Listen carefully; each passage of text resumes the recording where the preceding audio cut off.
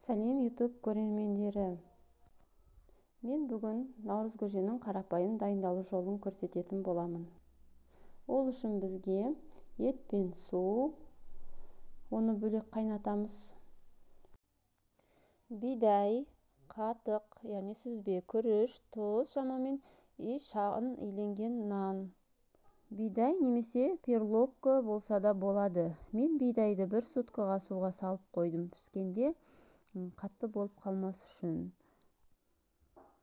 Үлкен шынымен бір шыны қатық, кіші шынымен күріш, тұз және жұмыртқаға иленген нанымыз дайын. Бидайды бөлек суға 2 сағаттай қайнатып алдым. Сосын күрішті қосып, тағы жарты сағат қайнатамыз. Видеома лайк басып, комментарий қалдыруларыңызды сұраймын. Келесі видео шығуға маған шабыт сыйлайсыздар.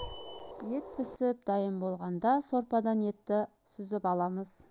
Ең соңында кеспемізді кесіп, сорпаға саламыз.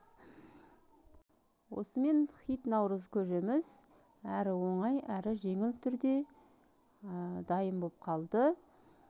Бидай мен күрішті мен ең соңында салдым. Негізінен бидай мен күріш пісе бастағанда ертерек сорпамен бірге қайнатып жіберсеңіздер, бидайға сорпаның дәмі сіңіп, дәмі өте жақсы болады. Осымен көжеміз дайын. Етімізді турап ішіне қоссақ та болады, бөлек табаққа ұсынсаңыздар да болады. Сорпамыз дайын болғаннан кейін қатығын кішкене біраз тұрғаннан кейін салсаңыздар болады. Бірден салып жіберсеңіздер, қатық сорпаны ірітіп жібереді. Осымен менің наурыз көжем дайын. Барлықтарыңызға ас болсын. Қайталап жасап көріңіздер. Комментарий қалдырып, лайк баса кетіңіздер. Келесіде жақсы рецепттер саламын бұйырса.